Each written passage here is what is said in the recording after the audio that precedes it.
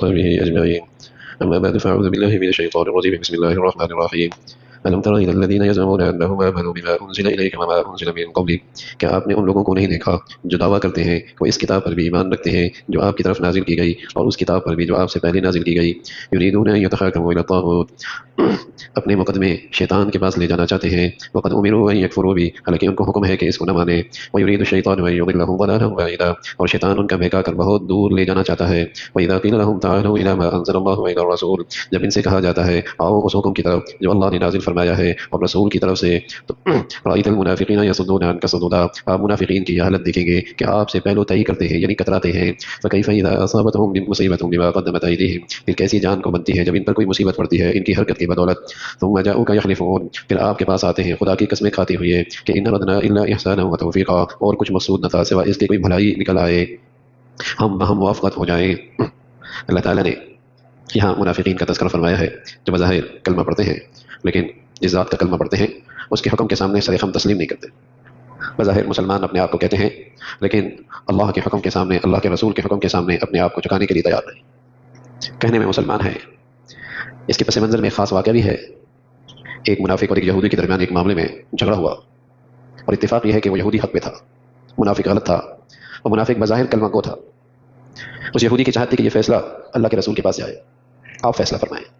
اتنا تو اس کو بھی یقین تھا کہ آپ فیصلہ غلط نہیں فرمائیں گے، فیصلہ آپ کا حق کا ہوگا، انصاف کا ہوگا.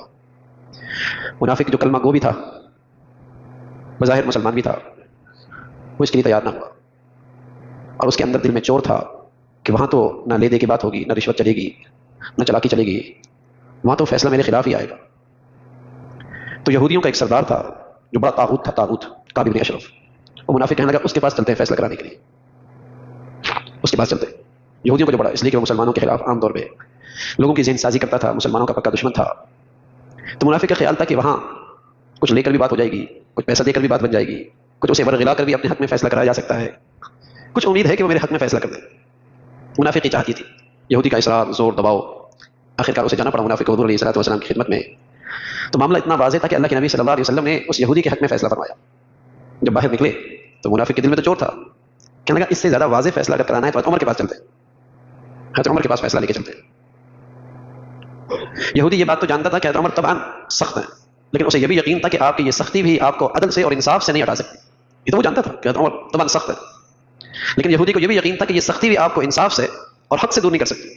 چاہے کتنی بھی طبعا آپ سخت ہو لیکن آپ کی یہ سختی بھی حق کے لیے ہے، سچ کے لیے ہے، عدل کے لیے. تو یہودی کہنے لگا چلیے ضرور چلیں. حضرت عمر کی خدمت میں گئے، بات دونوں نے کی. یہودی آخر میں کہنے لگا عمر فیصلہ کرنے سے پہلے یہ بھی بتا دوں کہ آپ کے نبی نے فیصلہ میرے حق میں کیا ہے. آپ نے ان کی بھی بات سن لی، میری بھی سن لی، میری بات بھی سن لیں کہ آپ کے نبی نے، پیغمبر نے فیصلہ میرے حق میں کیا ہے. حضرت عمر اندر تشریف لے گئے اور تلوار لے کے آئے اور تلوار سے اس کا فیصلہ کر دیا. وہ فرمانے لگے جو پیغمبر کی بات نہیں سمجھتا اور اسے نہیں مانتا تو پھر اس کا فیصلہ عمر تو ایسے ہی کیا کرتا تھا. عمر کے ہاں تو اس کا فیصلہ ایسا ہی ہوا ہے. اب اس منافقین کے گروہ کے لوگ لاش لے کے حضور کی خدمت میں آئے کہ حضرت عمر نے ہمارا آدمی یوں مار دیا. تو اللہ تعالیٰ نے حضرت عمر کے حق میں کہ حضرت عمر حق پہ ہیں، سچ پہ ہیں، انہی کا فیصلہ ٹھیک ہے.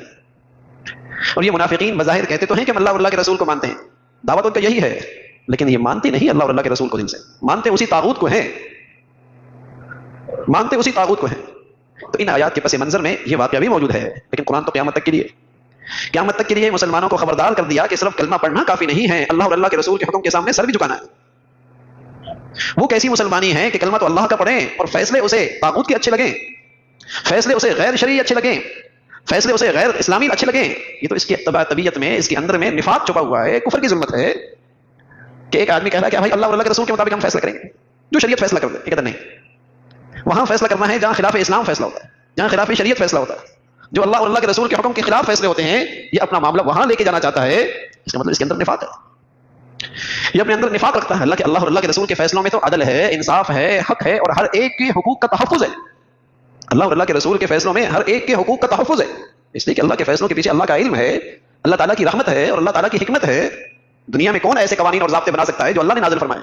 اس لیے کہ اللہ کا علم کامل ہے، حکمت کامل ہے، شفقت کامل ہے. فرمایا یہ منافقین جو ہیں بظاہر کلمہ گو ہیں اور اپنے آپ کو مسلمان بھی کہتے ہیں، لیکن اللہ کے قوانین کے سامنے، اللہ کے ضابطوں کے سامنے غیروں کے قوانین کو ترجیح دیتے ہیں، خلاف اسلام قوانین کو، خلاف اسلام ضابطوں کو انہیں ترجیح دیتے ہیں. ان کے دل میں نفاق ہے، انہوں نے دل سے اللہ اور اللہ کے رسول کو مانا ہی نہیں ہے، اس کا تذکرہ فرمایا کہ دیکھیں ان لوگوں کو جو دعویٰ تو کرتے ہیں کہ وہ اللہ اور اللہ کے رسول کو مانتے ہیں اور اس کتاب کو بھی اور پہلی آسمانی کتابوں پر بھی وہ ایمان لے کے آتے ہیں، لیکن فیصلہ طاغوت کے پاس لے کے جاتے ہیں۔ طاغوت ہر وہ عدالت اور ہر وہ حکم جہاں اسلام کے خلاف فیصلے ہوتے ہوں یہ وہاں فیصلہ لے کے جاتے ہیں، حالانکہ اللہ کا حکم ہے کہ خلاف اسلام فیصلوں کا انکار کرو، اس طاغوت اور شیطانی نظام کا انکار کرو، اور شیطان تو انہیں گمراہی میں دور پھینکے گا۔ اور جب ان سے کہا جاتا ہے آؤ اللہ اور اللہ کے رسول کی طرف، تو آپ دیکھتے ہیں کہ منافقین وہ آپ سے کتراتے ہیں۔ اس کے پس منظر تو وہی واقعہ ہے، لیکن قرآن تو قیامت تک کے لیے ہے کہ جب انہیں کہا جائے شریعت کے مطابق فیصلہ کرو، اللہ اور اللہ کے رسول کیا کہتے ہیں اس معاملے میں وہ فیصلہ ہوگا، وہاں آنے کے لیے تیار نہیں، وہاں آنے کے لیے تیار نہیں ہے۔ اللہ تعالیٰ افاد فرمائے یہ طرز انداز، یہ رویہ منافقین کے رویوں کی طرح، یہ طرز عمل منافقین کے رویوں کی طرح طرز عمل ہے۔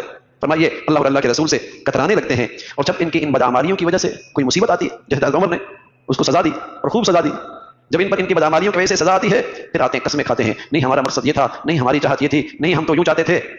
تو اس کا تذکرہ فرمایا کہ پھر جب مسلمانوں کو واضح غلبہ مل جاتا ہے اور کہیں واضح کامیابی مل جاتی ہے تو پھر یہ منافقین طرح طرح کے بہانے بناتے ہیں۔ اللہ تعالیٰ ہر قسم کے ظاہری باطنی نفاق سے محفوظ فرمائے۔ اللهم لك الحمد كله ولك الشكر كله، اللهم إنا على ذكرك وشكرك وحسن عبادتك نستغفر الله ونتوب إليه، نستغفر الله ونتوب إليه، سبحان ربك رب العزة عما يصفون وسلام على المرسلين والحمد لله.